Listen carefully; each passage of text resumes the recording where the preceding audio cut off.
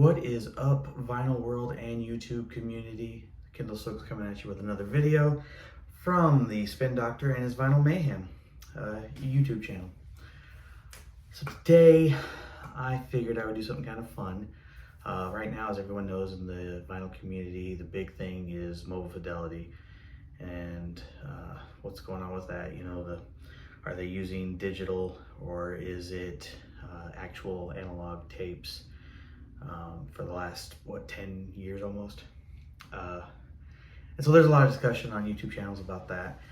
But I'm not gonna talk about that, actually. I wanna talk about something fun, something that I've been wanting to do for a little while, and I waited till this weekend, June 17th, to do it. And so that's what I'm gonna do. And I'm going to pick, I have a few albums here, and they're some of my favorite albums. And I'm gonna discuss the albums and why they're my favorite. There's some stories behind them, and I just thought it'd be kind of fun because that's what music does. It unites a lot of us, but it also it takes us back to a different time. You know, brings back good memories, some not so good. But the ones I'm going to talk about are good ones. Yeah, I just kind of want to get into it. The first album is this one here, Marty Robbins, Gunfighter Ballads and Trail Songs. For those of you that don't know Marty Robbins, he has an amazing voice. He died back in the 80s actually, but he has an amazing voice. Country singer, sure, but to me, he's just more of a storyteller. And a lot of those stories were Western type stories, cowboy stories. And I love that. I love albums that will tell us, or songs that tell stories about, things that either maybe did happen or could happen or whatever. When I was a kid, I loved Westerns. I still do, Young Guns and Magnificent Seven, Pale Rider, Outlaw Josie Wales, and, movies like that, Clint Eastwood, Charles Bronson, John Wayne, list goes on. But, the songs that tell the stories, to me, are just the best. And this is one of those albums that's all it is. It's songs that tell stories. This is the Wax Time pressing from, I think, 2018, maybe 19. I know a lot of people will have a lot to say about Wax Time as a label. This is the only Wax Time album I have, and I don't have an issue with it. It's quiet, it's flat, there's no scratches or scuffs, there's no pops or crackles or anything like that. It plays great, it sounds great. And also, this copy of it has 4 additional songs that weren't on the original album. Some really good ones: The Streets of Laredo, Five Brothers, The Hanging Tree, and The Story of My Life. But this album, the reason I chose it is because when I was a kid, my dad had just gotten out of the Army and he became a truck driver, and that's what brought us to the state of North Carolina. And that and hit the fact that he had family here. But I used to love getting in the truck and riding with him for like a week, 2 weeks at a time, going from state to state, truck stop to truck stop, obviously to customers where he would pick up and deliver as well. But I remembered the truck stops, the food joints, and all that kind of stuff. And if you've never, this was back in the 90s, trucking is a lot different now, and truck stops are a lot different now. But back in those days, when you walked to a truck stop, there was always a place where there was entertainment stuff, movies or music. Cassette tapes were really huge, and I used to love going to a truck stop and just going straight to that section, look at the music, boom, boom, boom, find whatever. And my dad always had a lot of Marty Robbins in the truck. And not the specific album, but albums like it, Marty Robbins sings country songs or Western songs, Marty Robbins super hits, all this kind of stuff. And all these songs were on those tapes. And I used to just love, sitting up there with him and just listening to him and singing along with him. We knew every word. And, for a 10, 8, 9-year-old kid, that was fun. Seeing new places, the open road, experiencing new things. And, I ended up becoming a truck driver when I got older.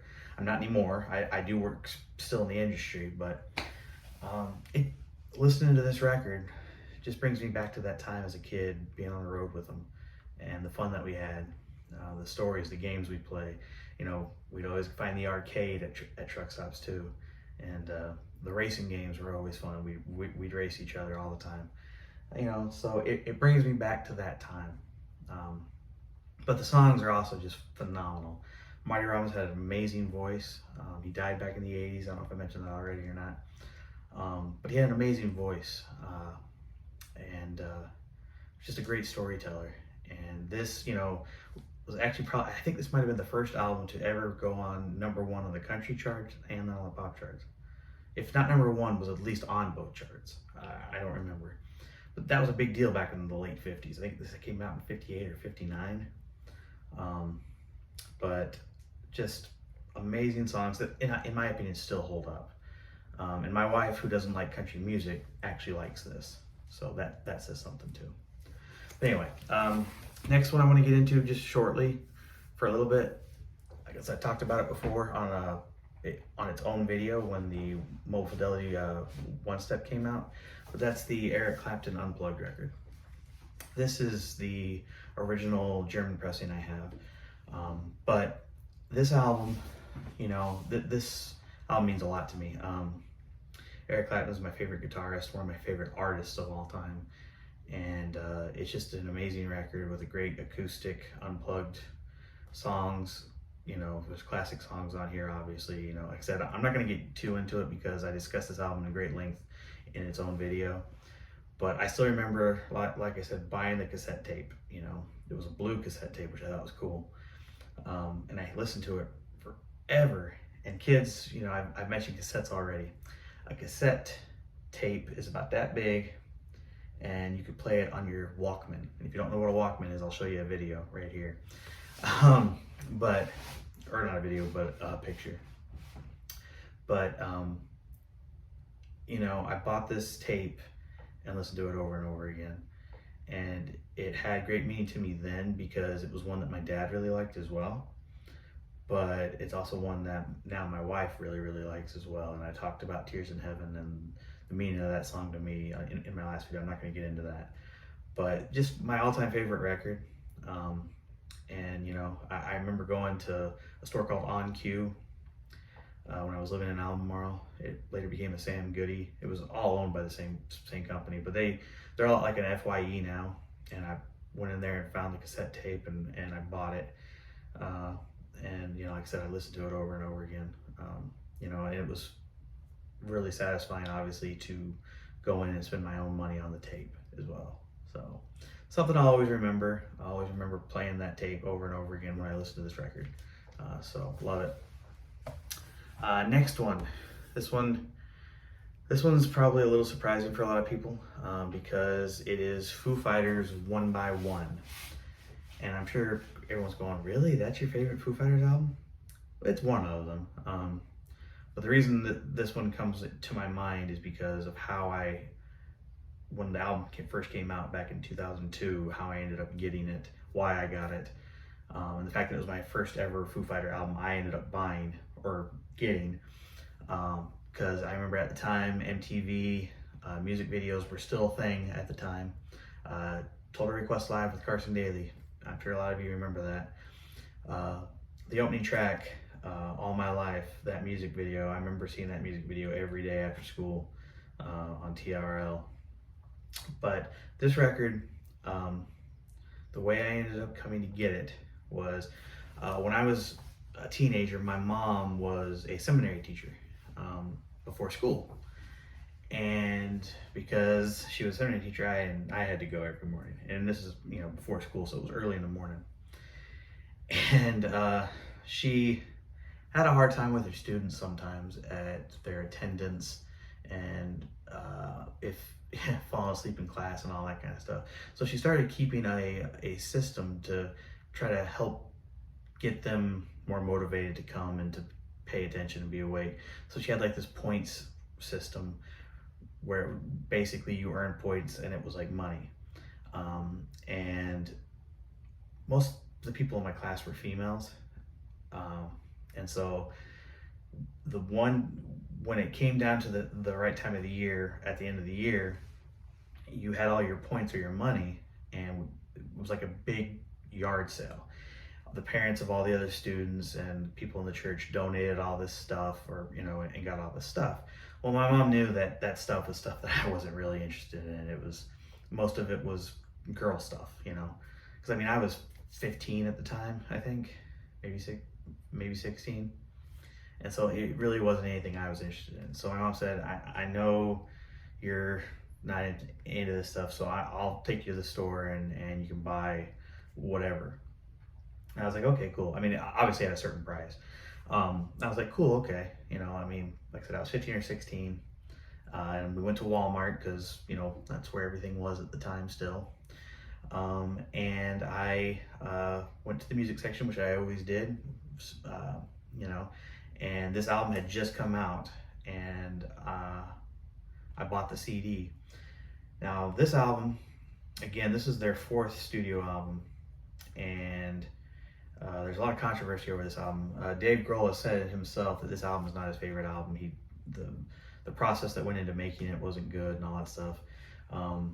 At the time, they had just added Chris Shiflett to the band as a guitar player. They went kind of from being a trio for a short time with the 3rd album with just Nate, Taylor, and Dave, and then they added Chris. And they didn't, the making of the album was not really good. They scrapped a whole bunch of songs after it had pretty much been made, and then remade it again. But Dave had gone on and made that album with the Queens of the Stone Age, and Taylor wasn't happy about that, and he OD'd, which it's kind of a little interesting to talk about that now, considering what's happened to Taylor. But he OD'd and was in the hospital and was in a coma, I think, for like 2 weeks or something like that. And he and Dave just kind of had this big come to Jesus thing where they got into a huge fight, and obviously they worked things out, but like I said, just not a good time in the band.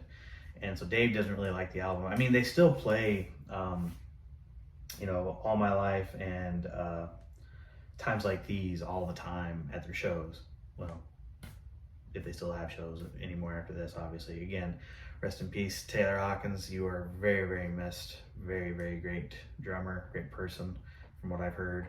I've seen the Foo Fighters twice in concert, and I was hoping to see him again this tour before everything happened. But this album just kind of means a lot to me. I love this album. I listened to it all the time when I had that CD. This is really the album that kind of got me on the Foo Fighters. I mean, I listened to the Foo Fighters before, like on the radio and on MTV, but I didn't have any other albums. And I liked a lot of their songs, but this album's really what got me into, okay, it's time to start buying Foo Fighter albums. And so I ended up buying all their CDs and all that stuff. Now I'm on my way to buying all their records. But this is like a 2011 pressing, I think. So it's not the greatest in the world, but it is what it is. But I love this record. I know every song. There's not a Foo Fighters album that I don't listen to all the way through. But I think that this is a grossly underrated record, and I hate that Dave doesn't really like it, because, like I said, it's kind of my favorite. That and Wasting Light, but that's a whole other story. But yeah, and so having my mom kind of reward me by buying this CD, it just takes me back to my years of in high school, having my own car with a CD player and playing the CD all the time as I was driving down the road. For a 16-year-old kid, that's freedom. So it's good memories. The next one gonna take me back to when I was probably about 10 or 11 years old, maybe. And it is Queen, A Kind of Magic. And I know everyone's going, what? Of all the Queen albums, this is like your favorite album? It's up there for sure. But again, the story behind it. So anyone that doesn't know this album should know it. It's a great album, actually. It came out in 1986, right after Queen did Live Aid and all that. But it's kind of an unofficial soundtrack to the movie Highlander, and to the TV show, actually, too. And so that's how this album came to be my Queen album. So one of my brothers, who I'll talk about later in the video as well, Dennis, he was a huge Highlander fan, movie and the TV show. And so I would watch the TV show with him all the time. And, you know, the opening credits, the song Princes of the Universe was what played, which is on this album. And so I remember going to the store with my mom. It was Walmart again, I'm pretty sure, I think. Like I said, I was probably 10 or 11, maybe 9, in that age range. And I was looking for the Queen album that had Princes of the Universe on it, because that was like my favorite song. It was so awesome, you know, the vocals, the guitar, all that was so awesome. And I was like, I want that album. I love the TV show. I want that music. I love it. And I didn't know what album it was on, but I knew what the name of the song was, because in the credits it says, you know, theme performed by Queen, Princes of the Universe. And so I'm looking through and I'm looking at all the Queen albums, and there it was on CD. I was like, awesome, I want this, I want it. So, this was my first Queen album, actually, of all albums. I'm sure people are like, your first Queen album was this one? It wasn't Classic Queen or Queen's Greatest Hits or Night at the Opera or Jazz or News, you know, I mean, no, it was this one. You know, except it came out in 1986, and, you know, anyone knows that the Wembley show, you know, for this tour is one of the biggest shows of all time. I have it on DVD, actually. I love watching it, because Freddie just, you know, he owns that audience, he owns that crowd. You know, where they're doing the back and forth, you know, the day-o, you know, all that stuff. I mean, just phenomenal. But this album is really, really good. You know, its opening track, One Vision, it has that weird sound effects going on beforehand, and then that guitar comes in. Brian May, amazing, underrated guitar player, I think, but comes in. And then the title track, A Kind of Magic, great song. Who Wants to Live Forever, great song. And of course, Princes of the Universe, you know, the theme. Like I said, it's technically an unofficial soundtrack, but all the songs were in the movie. And during some of the songs, you hear parts of the movie too, actually. But love this album. And I think it's really a cool looking album. All the color, you know, and them as little characters, and how Freddie's in a yellow suit and everybody else is in an orange suit. But this was a reissue on 180 gram vinyl. Sounds good. Love this album though. Again, reminds me of those days of being a kid, watching Highlander with my brother, and you know, just listening to great rock and roll music. All right, the next one, take me back to a younger time. I was a lot younger, but it is Billy Joel, An Innocent Man. So I distinctly remember being a little kid, and when I say little, probably like 5 or 6, and you know, my parents had records, but we were going into the era of digital and CDs, so the records weren't being listened to as much. But I remember always looking through the records, just because I thought it was cool, you know, having it in your hand and looking at it, looking at the back. But this was one record that I remember always seeing, and I remember my parents had a system to where they could put what was on the record onto a cassette tape. And they would do that because obviously you can't play a record in a car. And this was one of the records that they did that to. And this album, it is my all-time favorite Billy Joel record. And when I got into collecting vinyl, I was like, I have to find a copy of this record. And I couldn't for the longest time. I found everything else, you know, from like, you know, The Stranger and The Bridge and Turnstiles and Piano Man and, you know, all those records, but I couldn't find this one for the longest time for some reason. Now I see it all the time. But I even told Dylan at Nova Records when I first started going there, I said, hey, do you ever get Billy Joel, An Innocent Man? He's like, oh yeah, you know, it comes through all the time. I was like, okay, cool. So one day I just went in there, and there it was, this great, clean, original copy. of Innocent Man. Now, if you don't know this album, this was it after Streetlight Serenade? Maybe? I don't remember, but it came out in 1982 or 3. I don't have all the stuff in front of me, but I know it was one of those years. And he wanted to make like an old classic 50s style doo-wop rock record. And so all these songs sound like they're songs that you would have heard probably back in the 60s or the 50s. You know, Innocent Man, that amazing ballad with him and the piano and just that voice. He has such an amazing voice, and he belts it out with An Innocent Man. But then, you know, Longest Time, that's a doo-wop song. The harmonies, you know, amazing. Let's see, Uptown Girl was probably the biggest hit off of this one.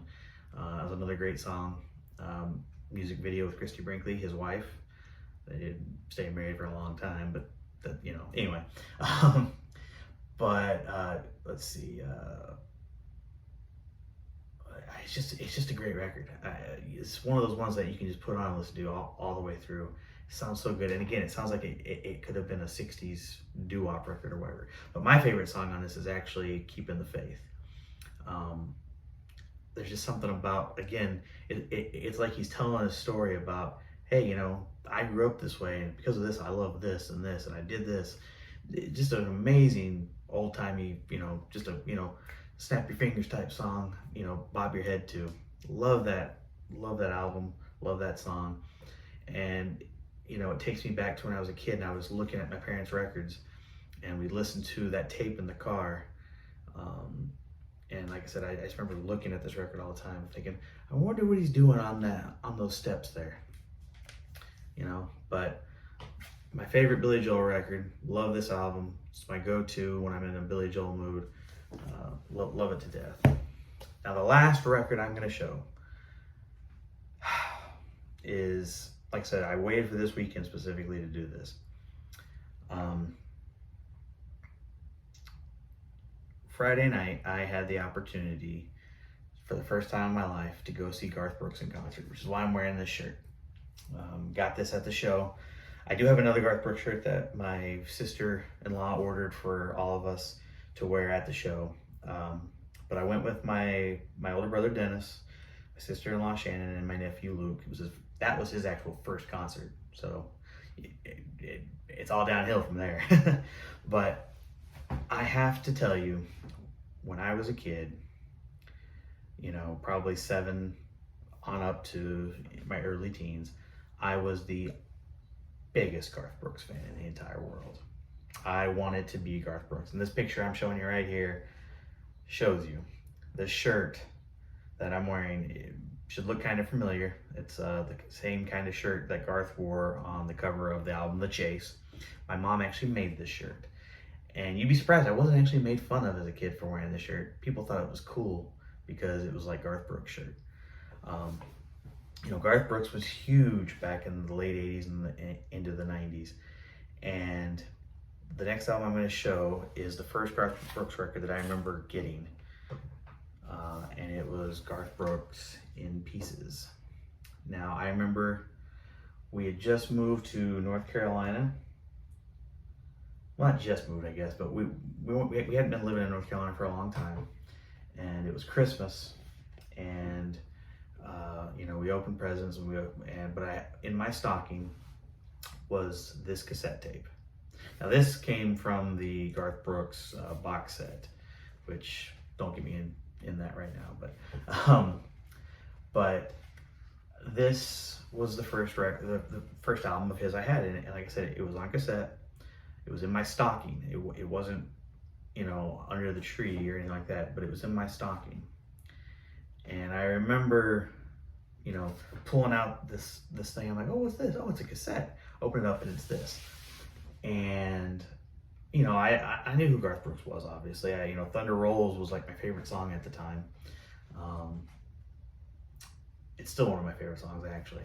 But this, I will say, is my favorite Garth Brooks album. It's probably nobody else's favorite, but to me, there's a lot of great songs on here. Because, again, back to that Walkman I would walk around the house with that Walkman and those headphones on, playing this tape over and over again, that it drove my brothers nuts, because the first track on this album is Standing Outside the Fire, which, by the way, he closed the show with on Friday. But that was the first song, and I would just play that over and over again, walking around singing to myself, Standing Outside the Fire. That is probably my favorite Garth Brooks song, honestly. Don't get me wrong, there are a lot of amazing ones. I love them all. Like I said, I was a huge Garth Brooks fan. But this tape, I remember I wore the cover.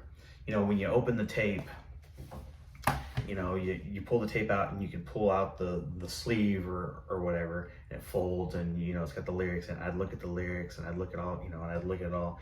But I wore it out so much that it started to come apart at the seams, because I would take it out so much and I would fold it and I'd look at it, and it just, I loved, and I thought the cover was really cool looking, you know, the way that the letters were all over the place, you know, in pieces, these squared up, like, you know, like they're pieces or whatever.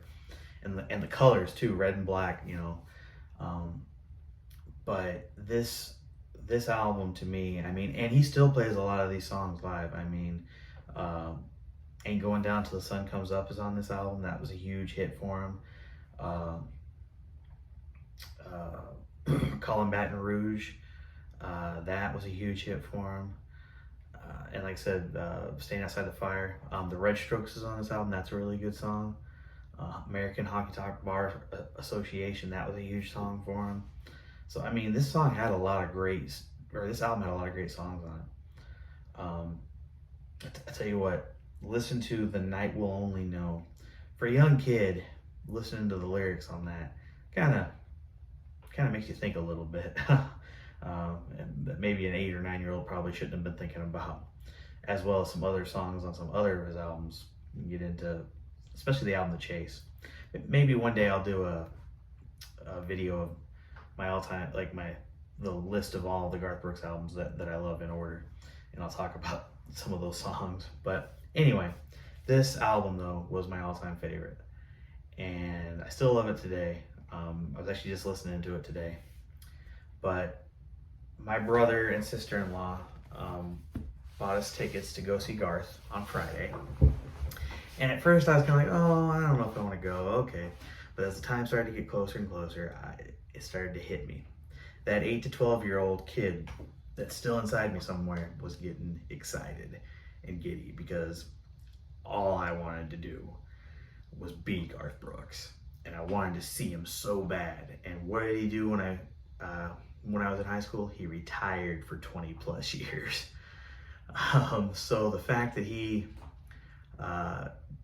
came back, you know, he's been unretired for a while now, but come to Charlotte, you know, this summer, to be able to finally see his epic show, because it is an epic show. He puts on a great show. Talk about a guy that commands an audience and just is all about the fans. That's Garth. My wife, she hates country music with a passion. She won't listen to anything except for Dolly Parton or Johnny Cash, a little bit of Chris Stapleton, but she can't stand listening to Garth. She respects him as a person, but she can't stand listening to him. So I have to pick and choose when I listen to those albums. So she did not go with me to the show either. But for me, it was just, that's what it was, man. It was it. I was so excited. Amazing show. If you ever get a chance to see Garth Brooks live, do it. It's amazing. But yeah, so these are the albums that I wanted to talk about, why I love them, the memories. You know, like I said, for this one, this Garth Brooks album, it's all about Christmas Day when I was like 7 years old, and just the excitement of having that cassette tape and listening to it over and over again as a kid. And then going later on as a kid as well and buying every Garth Brooks album afterwards. You know, my mom was a huge fan, so she had no problem buying me those tapes. I remember getting into a car when she picked me up from school, and all of a sudden I heard the Thunder Rolls playing. I'm like, oh, the Thunder Rolls on the radio? All right, nope, it's on this tape that I bought. What? You bought that? You bought that album? Oh man, that's that's so cool. And then going to the store and looking for other Garth Brooks albums, and her going, okay, pick one. And she'd be like, pick this one. No, I'm picking this one. Anyway, good times, good stuff. This video went long, guys. Again, I'm sorry. I wasn't planning on making a long video, but that's what happens when I start talking about the stuff I love. I just get going. And so if you haven't already, and I know I say it all the time, please like and subscribe. Leave comments. I say that all the time. I don't ever get any, really. So it's probably kind of pointless to say it again, but I'm going to say it again. Please leave me a comment. Tell me if any of these albums are albums that you like or love, and the songs on them that you love. Again, please like and subscribe. I'm trying to get this channel to grow. I want it to succeed. You know, slowly it's getting bigger, I guess, but you know, it's gonna take time, I know. But you know, if you love music as much as I do, hopefully you found a home in listening to or watching my videos, and you enjoy them. I hope you do. I enjoy making them and talking about this stuff. As you can tell, I'm rambling on still. So I'm gonna cut this short now, or not short, but I'm gonna stop this and say thanks for watching, guys. Again, please like and subscribe, and hopefully I'll see you next time. Thanks.